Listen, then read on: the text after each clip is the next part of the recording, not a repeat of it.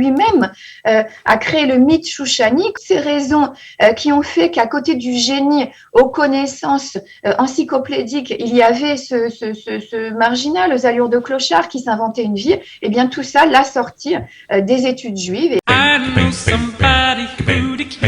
Sortez, respirez, c'est le Quality Time.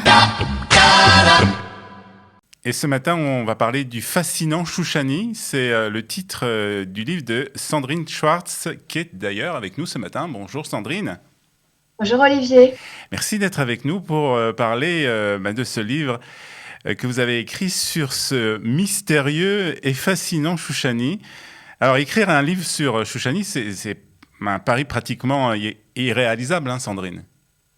C'est ce qu'on me dit, hein. Comment écrire 466 pages sur un génie qui avait un faux nom et dont on ne connaît l'existence que par le témoignage de gens qui l'ont connu.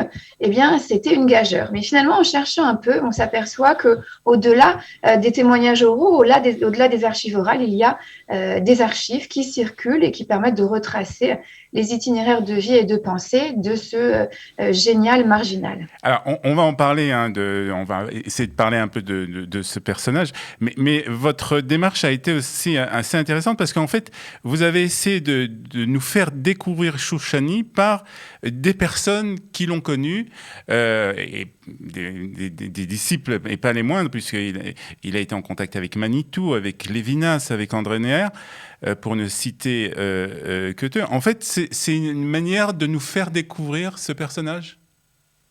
C'est surtout le point de départ de mes recherches. Depuis ma thèse de doctorat, je travaille sur le renouveau de la pensée juive en France, cette fameuse école française de pensée juive de Paris qui s'est articulée autour de deux grands éléments, l'école Gilbert Bloch créée à Orsay et le colloque des intellectuels juifs de langue française. Les principaux animateurs de cette école de pensée juive de Paris étaient, on le sait, le philosophe Emmanuel Lévinas, la philosophe Eliane Amadou-Lévy-Valency, André Neher et Léon Ashkenazi dit Manitou. Et donc, mon point de départ a été de voir quel rôle ce Shoushani a joué en France dans les années d'après-guerre et dans cette expérience. Et finalement, au travers de ma démonstration, je tente de démontrer qu'avec Jacob Gordin et Joseph Gottfarstein, Monsieur Shoushani a été un des inspirateurs de cette renaissance de la pensée juive de langue française. Alors, qu'est-ce qu'on peut dire ?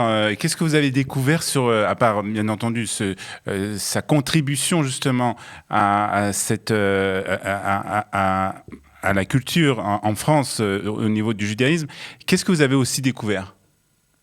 Alors, un grand nombre de choses. Alors déjà, l'idée était de scinder le livre en deux parties. Donc, le rôle joué sur ces grandes figures qui permettent déjà de savoir quel était l'essentiel de ces enseignements. Manitou, par exemple, est le seul à citer, entre guillemets, des enseignements de Shoushani. J'en ai dénombré pour l'instant 14, mais en écoutant ces conférences qui sont pour la plupart enregistrées, qu'on retrouve sur des sites, eh bien, on pourra peut-être en trouver d'autres.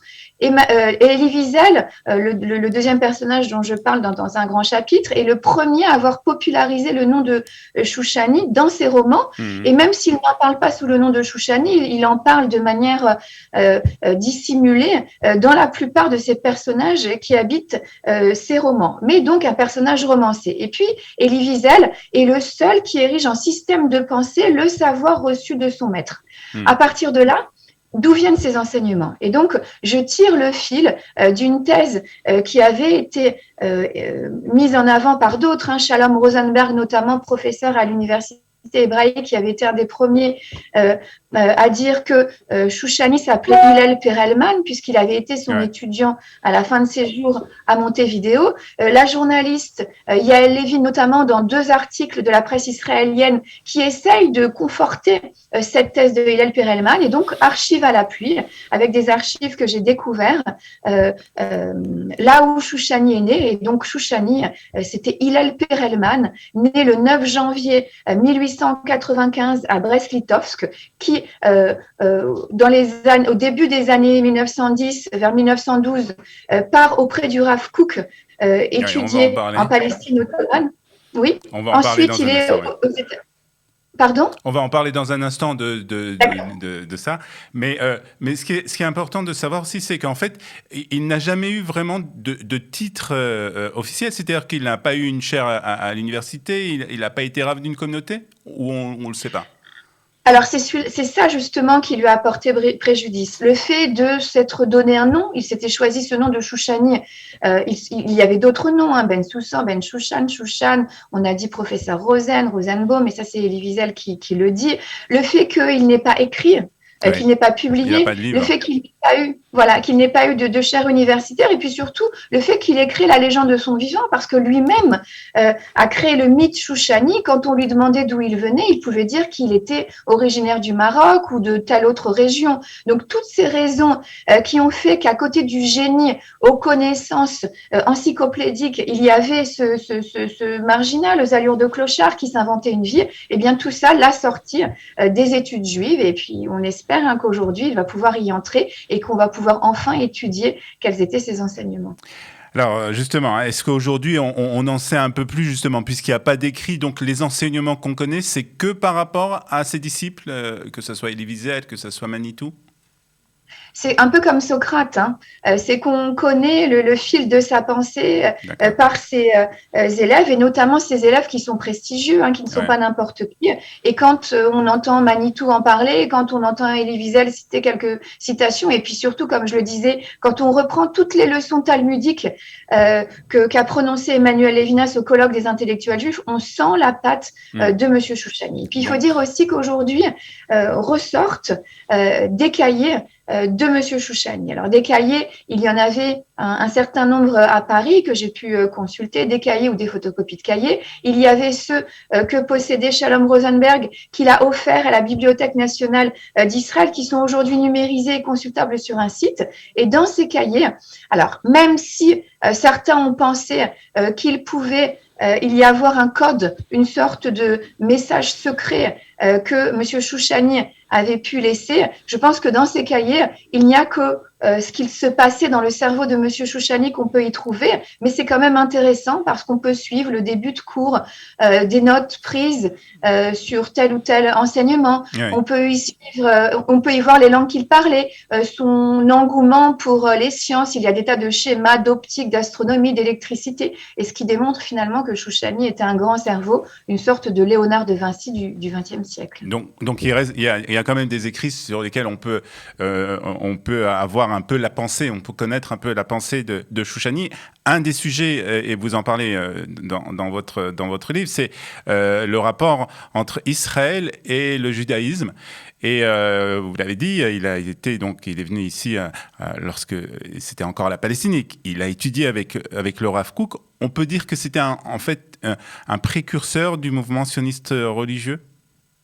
Alors, c'est ce que j'essaye d'expliquer dans un chapitre. C'est quelque chose finalement qui n'a pas été bien vu, mais c'est que le sionisme religieux infuse déjà tous les itinéraires de Chouchani, mais aussi l'élaboration de sa pensée. S'il part de Brest-Litovsk, et ça c'est grâce à une archive inédite qu'on peut le savoir, que je présente dans le livre, que Elie Wiesel détenait, il a une lettre d'un proche de Chouchani qui explique que Hillel Perelman a quitté Brisk avec la mouvance du Rav Sonnenfeld pour rejoindre la Palestine ottomane. On est avant la déclaration Balfour, donc c'est même pas la Palestine mandataire. Et en fait, il suit le Rav Sonnenfeld, qui était un des dépositaires du vieux Yishuv. On appelait ça le mouvement antisioniste. Alors, il faut faire attention aux mots. C'est ce mouvement qui pouvait envoyer des fidèles en Israël, en Eretz Israël, mais qui était opposé à la création d'un État politique, parce que il fallait l'avènement du Messie pour pouvoir faire venir des Juifs, en tout cas créer un État politique. Donc il arrive avec cette mouvance en Israël, à Jérusalem, où on l'aperçoit, et puis finalement très vite il rompt avec cette mouvance et il va rejoindre le Rav Kook, qui va le prendre dans sa yeshiva qu'il vient de créer à Yafo. Et ils sont quelques étudiants et Hillel Perelman va faire partie de ces étudiants. Et puis, il va partir aux États-Unis et sous la recommandation du Rav Kook, il va notamment rejoindre le Rav Meir Bar-Ilan, qui est un des premiers introducteurs aux États-Unis du mouvement sioniste religieux, qui est d'ailleurs celui qui va créer à Cincinnati la première rencontre des sionistes religieux.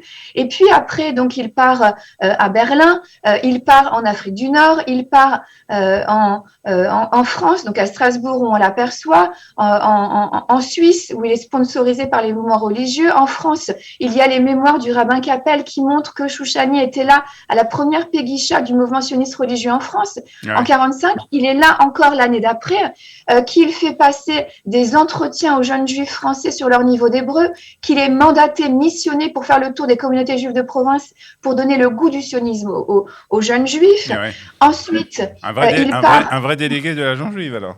Mais vraiment, c'est vraiment ça. Ensuite, il est en Israël et quand on l'aperçoit en Israël, c'est pas n'importe où, c'est dans les kibboutz sionistes religieux. En Uruguay, où il finit ses jours, eh bien, il est encore proche du mouvement Mizrahi et du Bnei Akiva. Et puis, c'est pas anodin que même jusque dans la mort, il est proche de ces mouvements puisqu'il décède à Montevideo, en tout cas juste à côté en Uruguay. Il donnait un séminaire pour des jeunes étudiants d'Amérique du Sud qui appartenaient au Bnei Akiva. Donc, le sionisme religieux est vraiment le fil de ses itinérances et de ses engagements. Alors, vous avez donc étudié, vous avez fait beaucoup de recherches. Je suppose que vous avez une connaissance maintenant un peu de Chouchani. Est-ce que vous avez réussi à comprendre pourquoi il a voulu avoir ce mystère autour de son personnage ? La psychiatrie joue beaucoup dans ce personnage. Il faut imaginer un enfant prodige, un enfant précoce qui naît en 1895, donc à la fin du 19e siècle, et qui grandit dans le monde du judaïsme brisker où il entre dans la maison d'études avant le lever du jour et il en sort le soir à la tombée de la nuit. Il est tellement intelligent et tellement féru et connaisseur des textes de la tradition juive que son père, Manes Perelman, l'emmène faire le tour des communautés et l'exhibe un petit peu pour avoir de l'argent. Et son point affectif, eh bien, c'est sa maman, c'est Feiga. Et puis, elle décède parce que d'après les actes de recensement et les archives, notamment de Brest-Litovsk, on s'aperçoit qu'elle disparaît vers 1912-1914, qui correspond à la naissance de son jeune frère, à Hillel Perelman, qui s'appelle Kouziel. Et là, c'est au même moment que la personnalité de Chouchani et Hillel Perelman explose et qu'on ne le revoit plus à Brest-Litovsk, qu'il est en Palestine ottomane, etc.